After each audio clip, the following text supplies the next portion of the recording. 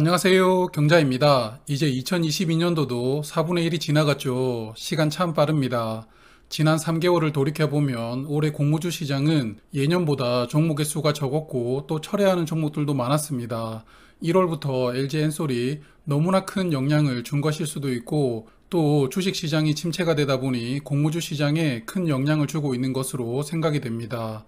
그리고 공모주 시장은 3월도 가뭄이었는데 슬프게도 4월도 가뭄은 이어질 것 같은데요.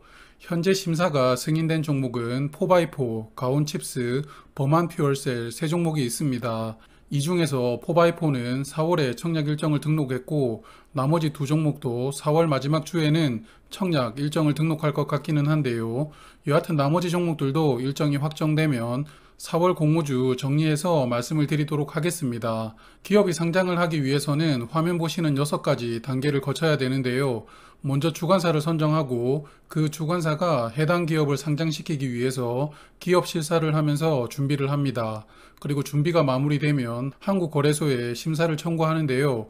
보통 예비심사는 청구일로부터 영업일 기준으로 45일 정도 걸린다고 알려져 있습니다만 올해는 그 기간이 더욱 길어지고 있습니다. 뉴스를 좀 보니 한국거래소가 대대적인 조직 개편으로 심사 담당 직원이 대거 교체되는 바람에 심사가 길어지고 있다고 하는데요.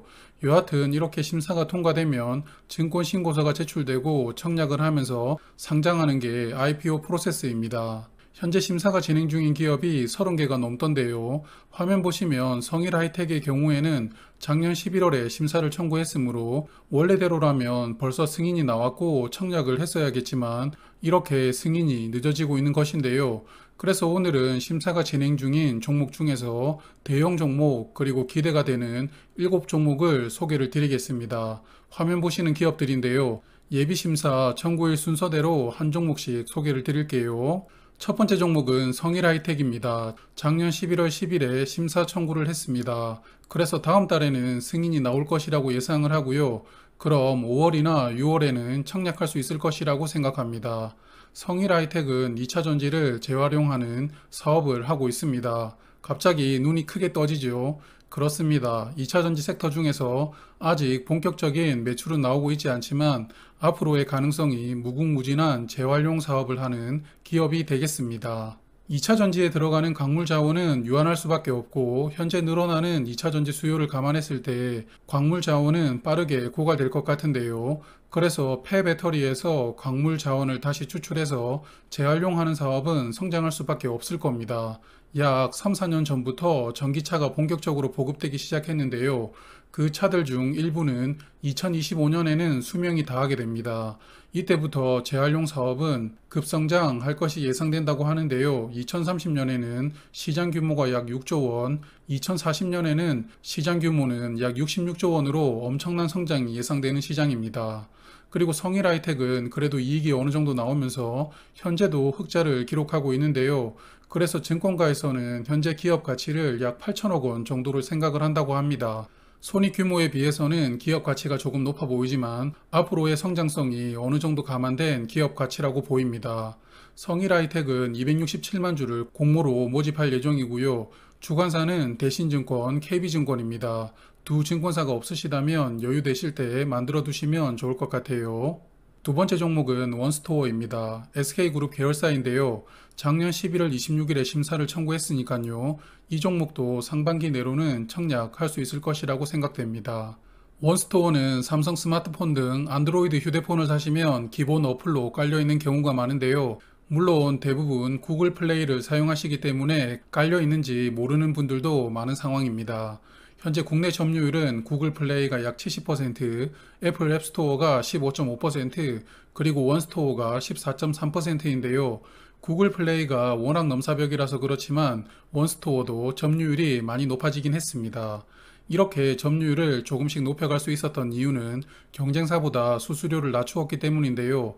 구글과 애플에서 결제 수수료가 약 30%입니다. 원스토어는 20%로 약 10% 낮고요. 그리고 원스토어는 페이백 이벤트를 자주 합니다. 그래서 결제 금액의 일부를 다시 돌려주는 이벤트로 조금씩 점유율을 끌어올리고 있다고 봅니다. 마켓에서 대부분의 결제는 게임에서 나오기 때문에 대작 게임을 입점시키는 게 핵심인데요. 원스토어는 이 부분에서도 조금씩 결실이 나오고 있습니다. 국내 대작 게임뿐만 아니라 조금 있으면 출시될 블리자드 모바일 게임인 디아블로 이모탈도 원스토어에서 출시가 된다고 합니다. 구글 플레이를 넘어서기는 어렵겠지만 얼마나 효과적으로 점유율을 높여가는지가 관건이라고 생각되는데요. 이벤트를 많이 한다는 것은 그만큼 이익이 줄어드는 효과도 있으니까요.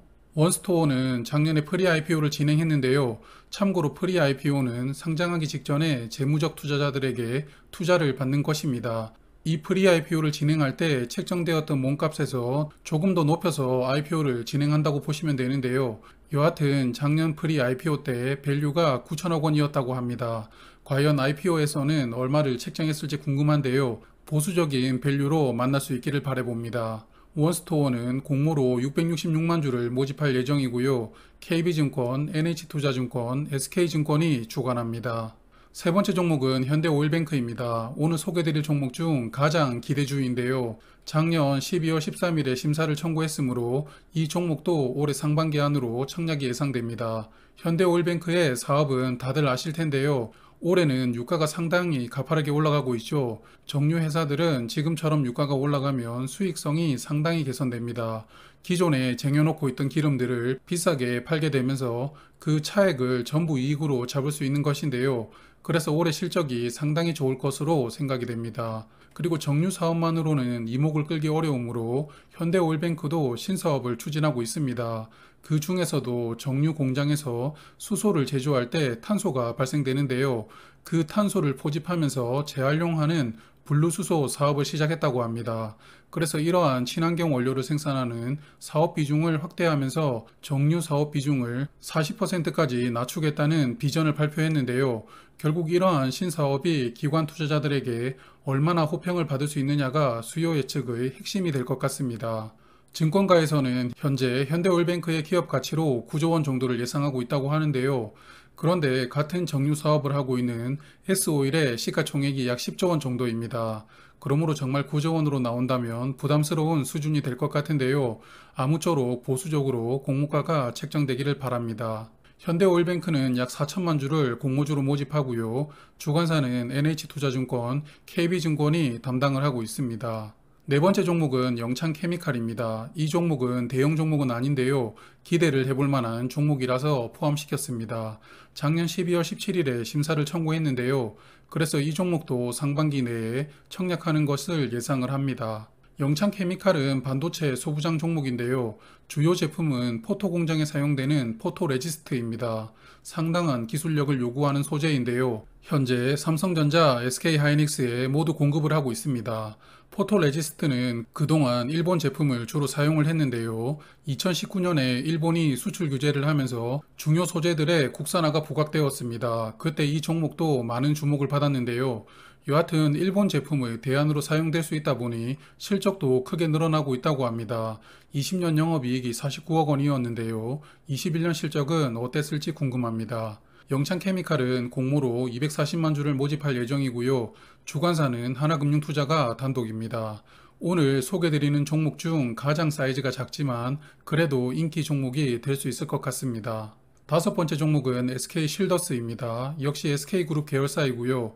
올해 1월 5일에 심사를 청구했습니다. 그래서 아마도 올해 여름쯤 청약하는 것을 예상을 해봅니다. ADT 캡스라는 보안회사 들어보셨죠? 그 회사를 SK그룹이 인수를 했습니다. 인수한 다음에 사이버 보안 관련된 사업을 하던 SK인포셋과 합병을 시켰는데요. 그리고 SK쉴더스라고 사명을 변경합니다. 그래서 SK쉴더스는 물리 보안뿐만 아니라 사이버 보안 사업을 같이 하고 있는 기업입니다. 조금 전 소개드렸던 원스토어와 마찬가지로 최대 주주는 SK스퀘어인데요. SK스퀘어는 SK텔레콤이 인적 분할로 쪼개지면서 만들어진 기업이죠. 국내 처음으로 투자 전문 회사가 되겠다는 비전을 가지고 있습니다. 그래서 올해 원스토어, SK쉴더스를 상장시키고요. 내년에는 11번가 티맵 모빌리티도 상장시키려는 계획을 가지고 있습니다. 모든 자회사를 상장시키고 구주 매출로 지분을 매각하면서 그 돈으로 신규 사업에 투자를 하면서 회사를 성장시켜 나가겠다는 게 SK스퀘어의 사업 구조가 되겠습니다. SK실더스는 국내에서는 S1에 이어서 점유율은 2위 기업입니다. 그런데 이번 IPO로 기업 가치를 4조 원 수준으로 책정을 했다고 합니다. S1의 시가총액이 약 2.5조 원인데요. 정말 이렇게 기업 가치가 확정되면 상당히 실망스러운 결과가 나올 수도 있겠습니다. 그래서 회사는 보안 사업뿐만 아니라 여러 가지 라이프 케어 서비스를 어필하고 있는데요. 티맵 주차라든지 자동 서빙 로봇, 그리고 방역과 돌봄 케어 등 여러 가지 신규 사업을 추진하고 있습니다. 하지만 이러한 곁다리 사업으로 높은 기업 가치가 충족되기는 어렵다고 봅니다. SK실더스는 약 2,700만 주를 공모로 모집할 예정인데요. NH투자증권, KB증권이 국내 대표 주관사입니다. 아무쪼록 합리적인 밸류로 등장하기를 바라봅니다.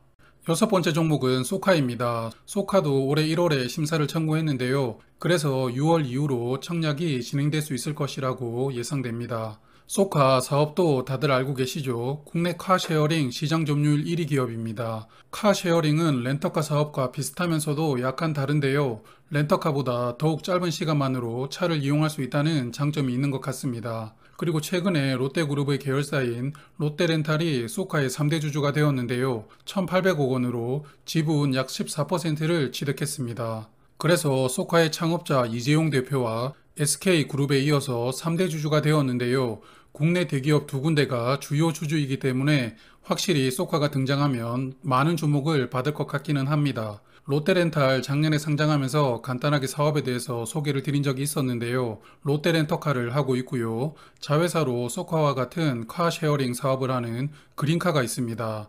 소카와는 상당히 사업 영역이 겹치는데요. 어떻게 보면 경쟁사에 이렇게 지분 투자를 하게 된 것인데 어떤 시너지를 기대를 하고 투자를 한 건지 저도 정확하게는 모르겠습니다. 신문 기사상으로는 전기차나 자율주행 등 미래 모빌리티 사업 생태계 조성을 공동으로 추진한다고 하기는 합니다. 롯데렌탈의 이번 투자는 신주를 인수한 것이 아니라 기존 재무적 투자자들의 지분을 인수한 것인데요. 그러므로 롯데렌탈이 이번에 투자를 한 지분은 아마도 보호회수가 걸릴 것이기 때문에 소카의 상장일 유통 물량은 한층 더 깔끔해질 것이라고 예상이 됩니다. 소카는 기업 가치로 약 2조 5천억 원을 이야기를 하고 있는데요. 20년 프리 IPO 때 몸값 약 1조 1천억 원을 인정받았다고 합니다. 하지만 3대 주주 롯데렌탈의 현재 시가총액이 약 1조 5천억 원인데요.